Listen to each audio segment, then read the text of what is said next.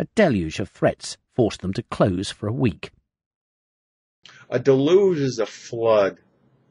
The Noah's Ark flood was known as the deluge, or in French it would be la déluge. Now, normally a deluge is not just a minor flood. It's a huge flood that causes a lot of damage. There's a very famous quote, "After me, la déluge," or "Après moi, la déluge," which was where this king said there was going to be a pretty horrible bloodbath after he was gone.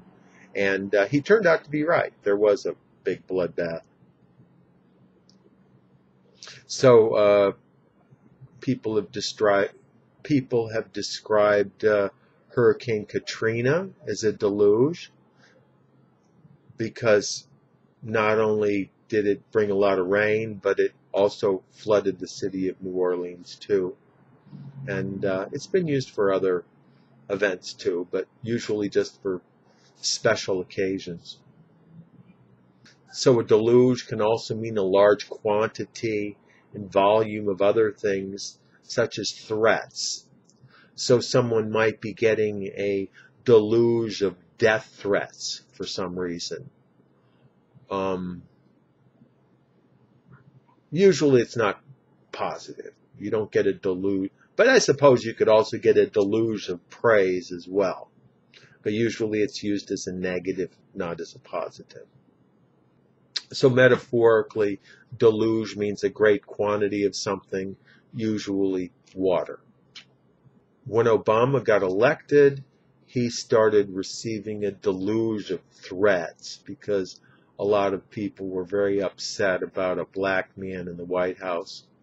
So they were very forthright about, sending their threats, and certainly a lot of them, the Secret Service investigated them and so forth. When Apple came out with the iPhone 6, there was a deluge of orders. They must have had 1 million or 2 or 3 million people buy the iPhone just the first day. It was really quite incredible. If the summer brings the nationwide legalization of gay marriage, liberals should be magnanimous in victory. Magnanimous means to be very generous or forgiving in victory towards whoever it was that lost. So it's considered to be a fairly high level or high order, a human quality, and it's also a desirable trait for someone to be magnanimous in victory. And generally it also means that they don't insult the loser at the same time. The magna means big or large, as in magnify. Animus refers to animal spirit. So literally, magnanimous means to have a large animal spirit. In this case, a good one, not a negative one. So a magnanimous person is someone who has a big heart. When I got the promotion at the office, I really wanted to gloat on the guy who didn't get the promotion, because he was really pretty nasty towards me. But instead, I decided it was better to be magnanimous and to be big-hearted. I ended up firing the guy 2 months later anyway, but at least before I fired him, I was pretty magnanimous about the whole thing. A lot of very, very wealthy people are associated with being magnanimous. So people just assume that being big-hearted was how they got so rich. But in actuality, in a lot of cases, they only became magnanimous after they got rich, not before. My coworker, John, he felt very magnanimous today. So he made the coffee and he bought some donuts for everybody in the office.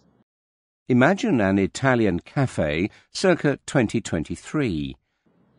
CIRCA refers to a period of time around a particular event where people don't know exactly when the time was.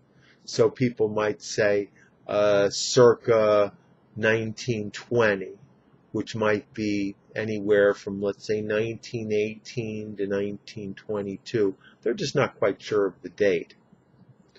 The word circa is related to the word circle, which is also related to the word circus or circumference, and these all refer to round shapes, but in the case of circa, it's around or approximately. So it's almost a play on words.